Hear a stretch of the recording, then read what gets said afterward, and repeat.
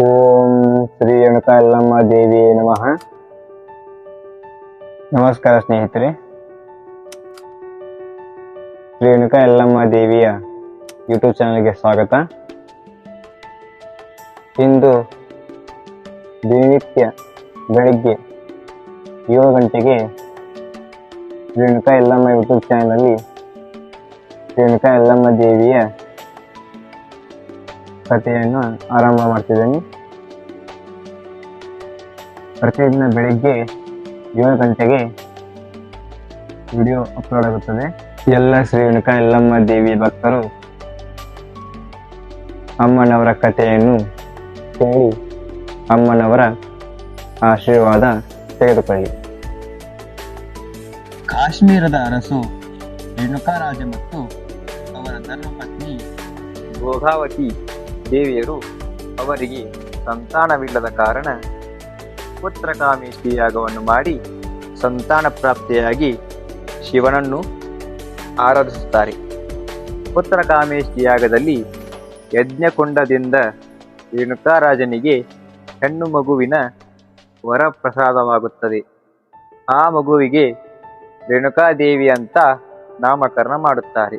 ಕಾಶ್ಮೀರದ ರಾಜನ ಧರ್ಮಪತ್ನಿ ಮತ್ತು ಮಗಳಾದ ರೇಣುಕಾದೇವಿಯೊಂದಿಗೆ ಪ್ರವಾಸ ಕೈಗೊಳ್ಳುತ್ತಾರೆ. ಅವರು ರಾಮಶೃಂಗ ಆಶ್ರಮದ ಹತ್ತಿರ ಬರುತ್ತಾರೆ. ಆಶ್ರಮದಲ್ಲಿ ರುಚಿಕ ಮುನಿ ಮತ್ತು ಸತ್ಯವತಿಯವರ ಸುಪುತ್ರನಾದ ಶ್ರೀ ಜಮದಗ್ನಿ ಋಷಿಮುನಿಯನ್ನು ಭೇಟಿಯಾಗುತ್ತಾರೆ. ಶ್ರೀ ರೇಣುಕಾದೇವಿಯು ರಾಜವೈಭೋಗದಲ್ಲಿ ಬೆಳೆದಿದ್ದರೂ ಸಹಿತ ಶ್ರೀ ಜಮದಗ್ನಿ ಋಷಿಮುನಿಯಂತೆ ಋಷಿಮುನಿಯ ಪತ್ನಿಯಾಗಿ ಜೀವನ ನಡೆಸಲು ಇಚ್ಛಿಸಿ ಜಮದಗ್ನಿ ಋಷಿಮುನಿಯನ್ನು ಮದುವೆಯಾಗುವುದಾಗಿ ತಂದೆಯಲ್ಲಿ ಪ್ರಸ್ತಾಪ ಮಾಡುತ್ತಾರೆ. ರಾಜನ ಮಗಳು ಋಷಿಮುನಿಯನ್ನು ಮದುವೆಯಾಗುವುದು ಒಪ್ಪಿಗೆ ಇರುವುದಿಲ್ಲವೆಂದು ತಿಳಿಸಿ ವಿರೋಧ ವ್ಯಕ್ತಪಡಿಸುತ್ತಾರೆ. ನಂತರ ರೇಣುಕಾದೇವಿಯ ತಂದೆಯನ್ನು ಒಪ್ಪಿಸುತ್ತಾರೆ.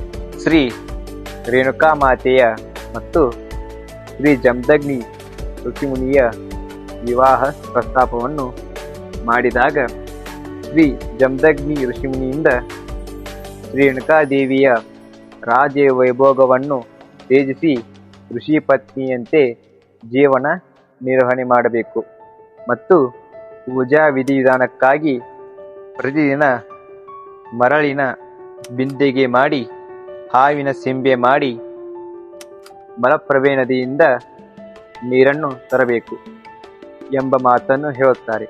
ಅದಕ್ಕೆ ಶ್ರೀ ರೇಣುಕಾ ಮಾತೆಯು ಒಪ್ಪಿಕೊಳ್ಳುತ್ತಾರೆ. ಈ ವಿಡಿಯೋ ನಿಮಗೆ ಇಷ್ಟವಾಗಿದ್ದರೆ ಶ್ರೀ ರೇಣುಕಾ ಯಲ್ಲಮ್ಮ ದೇವಿ ಅಫಿಷಿಯಲ್ ಯೂಟ್ಯೂಬ್ ಚಾನಲ್ನ ಸಬ್ಸ್ಕ್ರೈಬ್ ಮಾಡಿ, ಲೈಕ್ ಮಾಡಿ ಮತ್ತು ಶೇರ್ ಮಾಡಿ. ಕಾಮೆಂಟ್ನಲ್ಲಿ ಇದು ಯಲ್ಲಮ್ಮ ಎಂದು ಬರೆಯಿರಿ. ಧನ್ಯವಾದಗಳು.